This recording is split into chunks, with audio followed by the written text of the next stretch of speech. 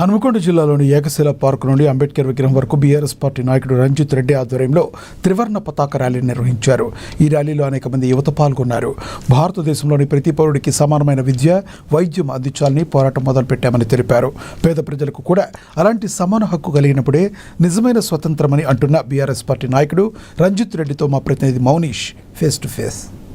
80వ స్వాతంత్ర దినోత్సవ వేడుకలను పురస్కరించుకొని హన్మకొండలో బాలి కార్యక్రమం చేపట్టారు. రంజిత్ రెడ్డి ఆధ్వర్యంలో అయితే 200 మీటర్ల త్రివర్ణ పతాకంతో హన్మకొండ ఏకశిల పార్క్ నుండి అంబేద్కర్ విగ్రహం వరకు అయితే భారీ నిరసన కార్యక్రమం చేపట్టారు. పేద ప్రజలకు విద్య, వైద్యం హక్కు, ప్రధాన హక్కు వీటిని అందించాలనే ప్రధాన డిమాండ్తో వీళ్ళు ర్యాలీ చేపట్టడం జరిగింది. ప్రస్తుతం రంజిత్ రెడ్డి గారు వారితో మాట్లాడారు. చెప్పండి, ఈరోజు ఈ నిరసనకు సంబంధించి ర్యాలీకి సంబంధించిన వివరాలు ఏంటి? మనకి స్వాతంత్రం వచ్చి 80 సంవత్సరాలు అవుతుంది.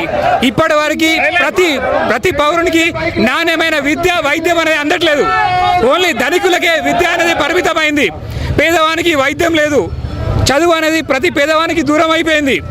కాబట్టి ధనికునికి ఏదైతే విద్య అందుతుందో, ధనికునికి ఏదైతే వైద్యం అందుతుందో, అదే పాఠశాలలో, అదే హాస్పిటల్లో పేదవానికి కూడా వైద్యం జరగాలని మా లక్ష్యం. అందుకే ఈ ఉద్యమం మొదలుపెట్టినాం.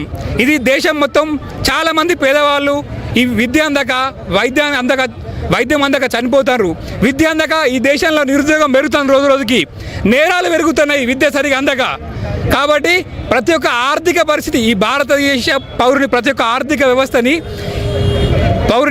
వ్యవస్థని కుప్పకూలుస్తుంది. కాబట్టి ఈ దేశం ప్రతి పౌరునికి ఉచితంగా సమానమైన విద్య, వైద్యం అనేది ఇవ్వాలి. ఇది మా డిమాండ్. ముఖ్యంగా ఫీజు రియంబర్స్మెంట్ ఇప్పటికే విద్యార్థులు రోడ్డు ఎక్కుతున్న పరిస్థితి, అనేక బకాయిలు ఉన్న నేపథ్యంలో ప్రభుత్వం మొండు బకాయిలు విడుదల చేయకపోవడంతో విద్యార్థులు సర్టిఫికెట్లు రాక ఇబ్బంది పడుతున్నారు. ఏమిలాంటి ప్రభుత్వానికి ఏం డిమాండ్ చేస్తారు? దీనికి మాత్రం మనం చేసిన తప్పే మనం అనుభవిస్తున్నాము. ముఖ్యమంత్రి అయినాక పొంగులేటి శ్రీనివాసరెడ్డి అనే మినిస్టర్ బిల్లులు ఇవ్వడానికి వీలైంది. కానీ అదే పేద ప్రజలైనా, ఇంజనీరింగ్ విద్యార్థులకు కానీ, మీ డిగ్రీ చదువుకున్న విద్యార్థులకు కానీ ఫీజు రియంబర్స్మెంట్ ఇవ్వడం అనేది వీలు కాలేదు. ఎందుకంటే విద్యార్థులు ఎవరు 10%, 20% కమిషన్ ఇవ్వలేరు కదా. అట్లాంటి ముఖ్యమంత్రిని మనం ఎన్నుకున్నాం. అట్లాంటి ముఖ్యమంత్రి మన విద్యాశాఖ మంత్రి ఉండడం మన దురదృష్టం. కాబట్టి దీని మీద కూడా మేము పోరాటం మొదలుపెట్టాం. ప్రతి విద్యార్థికి ఈ దేశంలో విద్య, వైద్యం అనేది ఉచితంగా ఉండాలి. నేను చెప్తున్నా, మీలో కూడా చాలామంది విద్య అందక, వైద్యం అందక అప్పులైన వాళ్ళు ఉన్నారు. ఇది ప్రతి కుటుంబ సమస్య. ఈ దేశంలో మా కార్యకర్తలు, మా నాయకులు ఎవరు అంటే, విద్య అందని కుటుంబంలో ఉన్న తండ్రి మా నాయకుడు, వైద్యం అందని తల్లిదండ్రులని, ఆత్మీయులను కోల్పోయిన ప్రతి వ్యక్తి మా నాయకుడు. ఇది మా నినాదం. రోజు ఏ విధంగా ఉండబోతుంది మీ కార్యాచరణ? ఏ విధంగా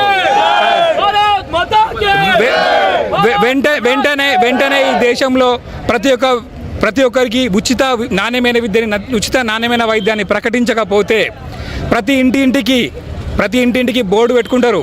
మా ఇంట్లో ఉచిత విద్య ఇస్తేనే మాకు ఓటు అడగమంటారు. మా ఇంట్లో ఉచిత వైద్యం అంటే పూర్తిగా ఒక కలెక్టర్ కొడుకు ఎక్కడైతే చదువుకుంటాడో, కలెక్టర్ కింద పనిచేసే వంట మనిషి పిల్లలు కూడా అక్కడే చదువుకోవాలి. ఒక ఎస్పీ కొడుకు ఎక్కడ చదువుకుంటాడో, కింద హోంగార్డ్ కొడుకు కూడా అక్కడే కూర్చొని చదువుకున్నప్పుడే మన దేశానికి నిజమైన స్వాతంత్రం. తప్పగానే ఇది మనకి స్వాతంత్రం కాదు. ఇది రాజ్యాంగం రాసిచ్చింది. ఈ స్వాతంత్రాన్ని ఏమిస్తారు? ఇన్ని సంవత్సరాల నుంచి ఈ రాజకీయ నాయకులు రోజు అడుక్కోవాలి వీళ్ళు ఇంటి ముందు కూర్చొని, అంతే తప్పగానే ఎవడేమిస్తలేడు. కాబట్టి ఈ ఉద్యమం ఈ దేశానికి అవసరం, ఈ దేశంలో ఉన్న ప్రతి కుటుంబానికి అవసరం.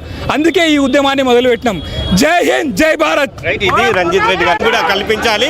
ఏదైతే ధనికులు అనుభవిస్తున్నారో అలాంటి విద్య, అలాంటి వైద్యం అయితే పేద ప్రజలకు అందించే విధంగా ప్రభుత్వం ముందుకు రావాలి. ఇప్పటి వరకు అప్పుడే నిజమైన స్వతంత్రం వచ్చినట్టు, అప్పటి వరకు స్వతంత్రం రానట్టు అంటూ వారైతే రంజిత్ రెడ్డి గారు అయితే ప్రధానంగా డిమాండ్ చేస్తే నేడు భారీ ర్యాలీ చేపట్టడం జరిగింది.